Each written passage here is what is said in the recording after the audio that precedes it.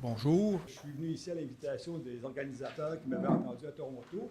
Ce que j'ai pensé faire, j'ai modifié ma présentation un petit peu. Je vais vous parler un petit peu plus de méthodologie, de façon à ce que si vous vouliez faire ce genre de travaux sur une région particulière du Québec qui vous intéresserait, vous sauriez où trouver les données.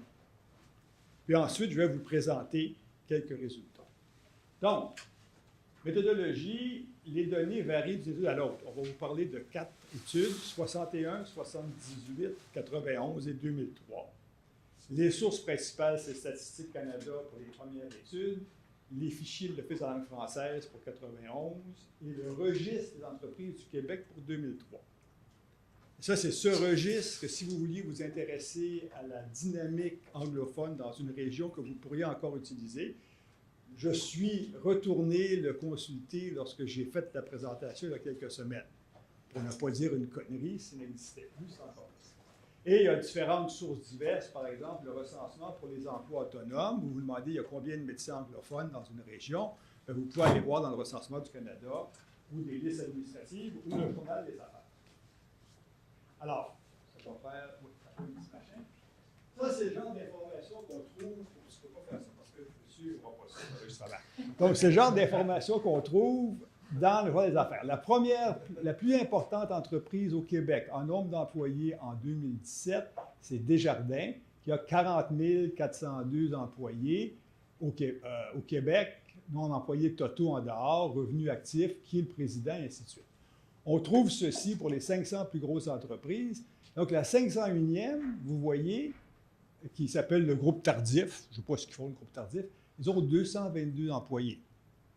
Donc, la 500e plus importante, 501e parce qu'il y a égalité dans les rangs, entreprise au Québec a à peine plus que 200 employés. Donc, on descend très rapidement en termes de nombre d'emplois qu'on peut trouver au Québec. Alors ça, ce genre d'outil vous donne la localisation géographique de l'entreprise. Donc, si vous vouliez trouver de l'information là-dessus, mais ça, sont les grosses. Ça, c'est de l'information tirée du registre d'entreprises du Québec. Vous vous demandez quelle est l'importance d'un groupe d'entreprises dans un secteur. Alors, prenons habillement, un secteur où il y avait traditionnellement des entreprises anglophones en région, hein, Victoriaville, Drummondville, et ainsi de suite. Il y en a beaucoup moins maintenant, mais historiquement, il y avait ça. Il y a 468 entreprises de 10 à 49 employés, 185, donc vous avez 653 firmes, et vous pouvez on a tiré un échantillon de 20% d'occurrence pour les petites entreprises, plus les grosses. On a donc 238 entreprises qu'on a codées. Donc, vous pouvez tirer des informations de ce registre. Vous pouvez stratifier. Alors, si je prends, par exemple, mines et carrières, il y en a beaucoup moins d'entreprises. Pêche et piégeage, encore moins. Et si je prenais tabac, de mémoire, il y a 4 entreprises. Donc, vous avez, selon votre intérêt, vous pouvez examiner ce genre de choses avec ces informations. Et donc, la question devient, comment je décide qu'est-ce qui est anglophone? Bien, vous avez deux étapes. Vous avez la propriété étrangère qui se fait par Statistique Canada. C'était, je me souviens bien, sous John Diefenbaker, on avait adopté la loi, le CALURA, qui s'appelle Corporations and Labor Unions Return Act, qui a changé de nom maintenant, et parce qu'on avait une crainte de la propriété étrangère au Canada. Et avec ces informations statistiques, on pouvait retracer l'importance de la propriété étrangère au Canada. Et ces données sont encore colligées à chaque année par Statistique Canada et sont disponibles. Donc, vous vous demandez à qui appartient vraiment quelque chose, au point de vue des étrangers, vous le trouvez comme ça. La question intéressante, c'est comment décide-t-on qu'est-ce qui est anglophone, ce qui est plus pertinent pour vous? Bon, évidemment, pour les Américains, c'est pas trop compliqué. On sait bien, l'entreprise américaine, elle parle anglais. Pour l'entreprise canadienne, la façon de faire que moi j'utilise et qui fonctionne empiriquement très bien, c'est la composition du conseil d'administration de la compagnie. Vous regardez les noms du conseil d'administration. Les Montréalais se rappelleront de POM, P-O-M, la firme de pain de POM, qui a été achetée par Multimarque. Si vous allez voir le conseil d'administration de POM avant qu'il soit acheté, il est anglophone.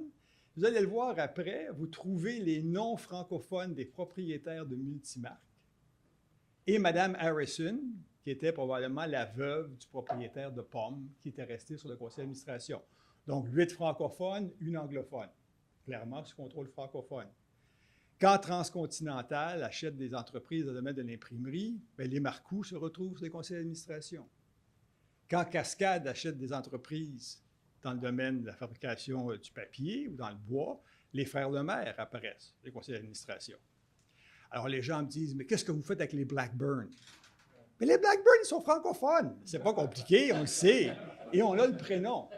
Alors, c'est très, très, très, très rare qu'en pratique, vous ne puissiez pas décider. Dans mon expérience à moi, il y a peut-être eu 5 firmes sur 10 000 que j'ai codées où j'ai dû faire des recherches approfondies. Bon, donc, ça se fait. Ça se vérifie, ça se mesure et ça se mesure assez bien. Et si vous vous trompez pour une petite entreprise sur 500, ça ne change rien à vos résultats. Et les grosses entreprises, vous les savez. Bon, c'est amusant. Vous avez peut-être trouvé ça intéressant. J'ai revu tout récemment une ancienne étudiante assistante de recherche. Et je lui ai rappelé la chose suivante. Elle avait fait le codage pour une des études. J'ai dit, José, vous rappelez-vous que vous m'aviez dit que Molson était canadien-français? Et j'avais dit non, je m'excuse, là. Je veux dire, ils sont très québécois, mais on ne peut pas les mettre comme francophones quand même, Molson. Je pense que ça serait un peu erroné. Donc, il faut connaître un peu le contexte, et on pourrait se tromper, j'imagine, mais bon, ce n'est pas un gros problème. Donc, on utilise le conseil d'administration comme proxy pour l'actionnariat. Normalement, ce qu'on voudrait avoir, c'est qu'elle parle du capital est détenu par les francophones et les anglophones. On ne l'a pas, mais dans la pratique, c'est quelque chose qui se fait très facilement. On pourrait débattre, par exemple, pour le CN. Est-ce que le CN est une compagnie canadienne? Oui, non, Restro-Canada. Est-ce qu'il est sous contrôle canadien? Il y a un fort actionnariat américain.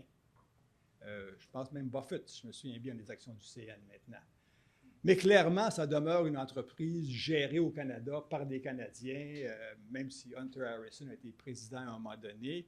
Et donc, dans la pratique, je pense qu'on n'a pas vraiment trop de difficultés. Ça, c'est le genre d'informations qu'on trouve sur une fiche du Entreprise d'entreprise du Québec. Bon, j'ai la rue Molson, Rosamès, le code d'activité économique, le premier actionnaire, Molson Holdco, l'adresse, les administrateurs, nom de famille, et ainsi de suite. C'est le genre d'informations dont on dispose très systématiquement dans le réseau d'entreprise du Québec. Et on peut remonter. Il y avait Molson Holdco. Bien, vous allez chercher Molson Holdco et vous allez pouvoir remonter soit avec ça, soit avec Kalura. Vous pouvez trouver le propriétaire original. On vend la Power Corporation, veut vendre la presse, là, c'est dans l'information de ce matin. On sait que ça appartient à Jessica. Si vous remontez Power Corporation, vous allez trouver complètement en haut, il y a une petite entreprise à l'île du Prince-Édouard qui était installée là pour des raisons fiscales. OK? Donc, ça se trouve, ces choses-là. Et donc, dernière observation sur les données, il y a des faiblesses. La principale faiblesse amusante, c'est que vous trouvez un restaurant dans un petit village québécois qui a 750 employés, vous vous dites que ça ne se peut pas. Là, la personne a mal codé. Il en manque quelques-unes, quelquefois. OK? Il y en a quelques-unes, supposément de grande taille, absolument inconnues. On vous dit qu'on a 5000 employés, l'entreprise que vous n'avez jamais vue au Québec, vous vous dites que quelqu'un s'est trompé. Et vous faites l'élimination. Mais ça se fait très bien. Ce qui semble manquer en général, c'est le parapublic, les Canadiennes des Postes et le Transport de Montréal. Et donc, les résultats. En 1961, les francophones ont 47,1 % de l'emploi sous leur contrôle au Québec et les anglo-canadiens, 39,3 %. Les étrangers, ce qui en pratique veut dire les Américains. Dans le cas du Canada, il y a quelques firmes, Péchinet par exemple, et ainsi de suite, mais c'est très, très, très, très petit. En pratique, c'est ça. Et rendu la dernière année, vous voyez que le contrôle anglo-canadien a chuté d'à peu près la moitié. C'était la moitié exactement, on serait à 19 ou quelque chose, on est à 22.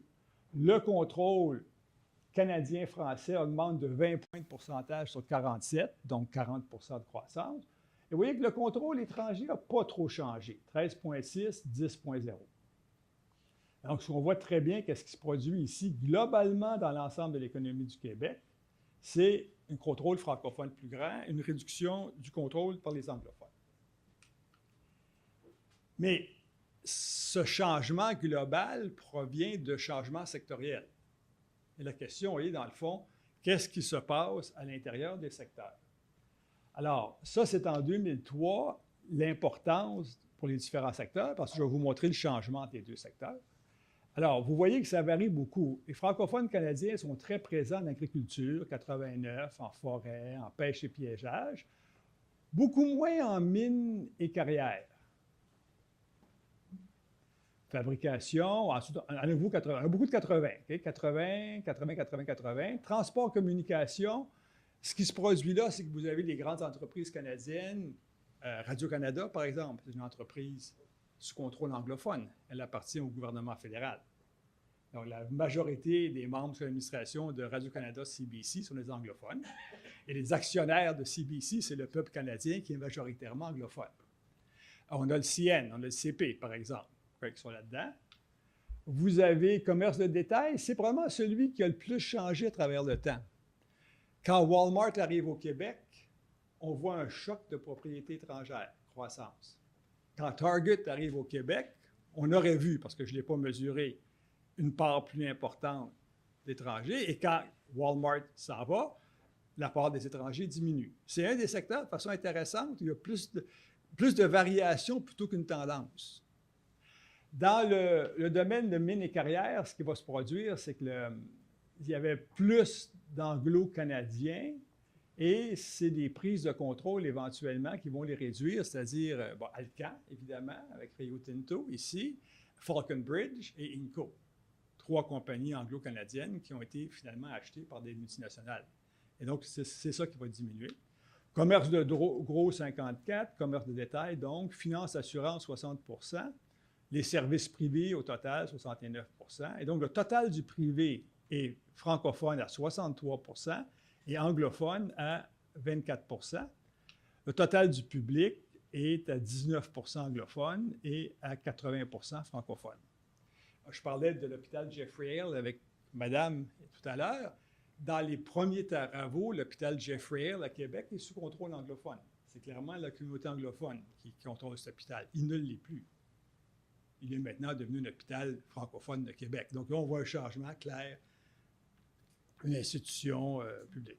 Il y a des changements amusants. Les services privés, par exemple, je ne sais pas quelle est la conséquence de la croissance des garderies. Il y a beaucoup de garderies qui ont été ouvertes, des CPE qui ont été ouvertes au Québec. L'effet sur le contrôle par les francophones ou autres, je ne sais pas. Je peux vous dire qu'une chose qu'on observait entre 1960 et 1978, si vous voulez, c'est la substitution entre l'industrie du cuir et l'industrie du transport. En 1960, les enfants québécois vont encore à l'école à pied, à l'école du village, à l'école du rang. Et donc, ils usent leurs souliers. Et donc, les entreprises de cuir, de souliers, qui sont souvent anglophones à Montréal, font de l'argent. En 1978, qu'est-ce qui est apparu? C'est le transport scolaire. Le transport scolaire est essentiellement local.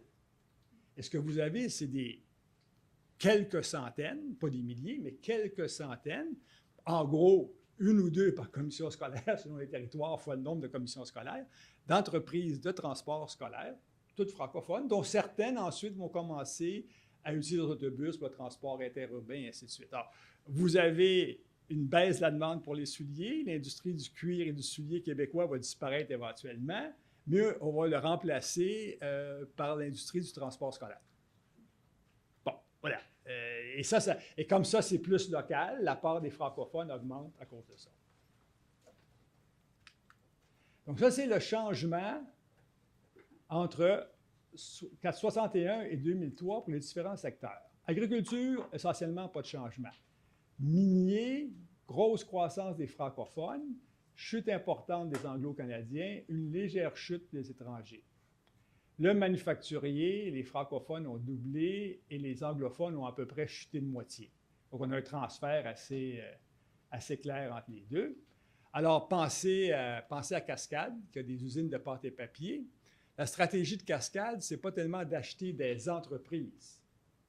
Hein? Price est acheté par Abitibi, qui devient Abitibi Price. Il y a la console. Puis finalement, on se retrouve avec Résolu à la fin. C'est-à-dire qu'il est Résolu, c'est l'agglomération d'une série d'entreprises de pâte et papier. Cascade, c'est pas ça. Cascade, c'est plus d'acheter des établissements dont les autres ne veulent plus pour produire avec. Mais la conséquence, c'est une croissance des francophones. La construction, vous avez aussi une croissance. Le transport, je parlais du scolaire un peu plus. Le commerce un peu de décroissance ici. Le commerce, voyez-vous, la présence des étrangers a très peu changé.